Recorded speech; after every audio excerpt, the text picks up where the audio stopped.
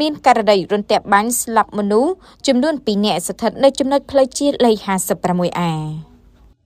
បងប្អូនជីដូនមួយ2នាក់ជិះម៉ូតូដាក់អន្ទាក់កណ្ដុរពេលមេឃភ្លៀងឈប់ជ្រកក្នុងខ្ទមក្បែរផ្លូវត្រូវរន្ទះបាញ់ស្លាប់ទាំង2នាក់វេលាម៉ោង 15:40 នាទីរសៀលថ្ងៃទី 12 ខែឧសភាឆ្នាំ2025នៅចំណុចផ្លូវជាតិលេខ 56A ភូមិខ្លែងពណ៌ត្បូងឃុំស្លក្រាមស្រុកស្វាយជ័យខេត្តបន្ទាយមានជ័យខាងត្បូងការ៉ាសាំងប្រហែល20ម៉ែត្រលោកអធិការក៏បានបញ្ជាក់ទៀតថាតាមការសួរអំភ្លឺពីឈ្មោះអឿនសុផាណាភេទស្រីអាយុ34ឆ្នាំរស់នៅភូមិខ្លែងពណ៌ត្បូងឃុំស្លក្រាមស្រុកស្វាយជ័យខេត្តបន្ទាយមានជ័យបានរាយការណ៍ថានៅមុនពេលកើតហេតុនៅចន្លោះម៉ោង 15:40 នាទីដល់ម៉ោង 16:15 នាទី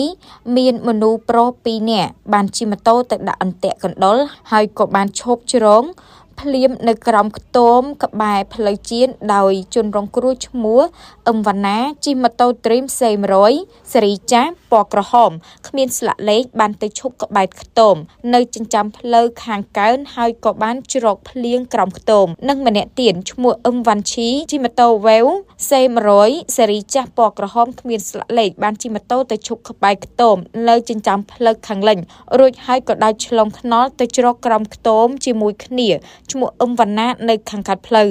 បន្ទាប់មកគាត់ក៏បានដើរទៅផ្ទះពេលទៅដល់ផ្ទះប្រមាណជា10នាទីស្រាប់តែឮសូរសំឡេងរន្ទះបាញ់ក្រោយពីរន្ទះបាញ់រួចហើយគាត់ក៏បានជិះម៉ូតូដឹកក្មួយទៅឲ្យគ្រូខ្មែរស្ដកបោពេលមកដល់កន្លែងកាត់ហេតុស្រាប់តែឃើញមនុស្សដែលជ្រកភ្លៀងស្លាប់ទាំង2នាក់តែម្ដងពេលនោះគាត់ក៏បានខលប្រាប់លោកព្រឿនសុភីជាមេភូមិខ្លែងពណ៌ត្បូងនិងរាយការណ៍ទៅសមត្ថកិច្ច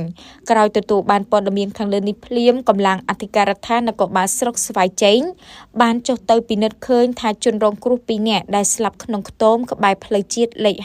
56និងមានម៉ូតូ2គ្រឿងដឹកអន្ទាក់កណ្ដុរអាចជនរងគ្រោះទាំងពីរទៅរកដាក់អន្ទាក់កណ្ដុរហើយពេលភ្លៀងធ្លាក់ចូលជ្រកក្នុងខ្ទមស្រែត្រូវរន្ទះបាញ់ស្លាប់ទាំង2នាក់ក្រោយពិនិត្យហើយសាកសពជនរងគ្រោះប្រគល់ជូនសាច់ញាតិលោកវរៈស្នេហ៍ឯងជាឆ្លូញបានបញ្ជាក់ថាក្រោយសាកសួរសាច់ញាតិជនរងគ្រោះទាំង2នាក់ជិះម៉ូតូ2គ្រឿងមួយគ្រឿងម៉ាក Honda Dream ស៊េរីចាស់និងមួយគ្រឿងទៀតម៉ាក Vew ស៊េរីចាស់ដែលជិះចេញមានឌុបកាញ់ឆេដឹកការុងច្រកអន្ទាក់កណ្ដុរហើយទទួលដំណឹងត្រូវបានរន្ទះបាញ់ស្លាប់ទាំង2នាក់បងប្អូនជីដូនមួយពេលនេះត្រូវបានសាច់ញាតិយកគោយន្តទៅដឹកសាកសពមកផ្ទះធ្វើបុណ្យតាមប្រពៃណី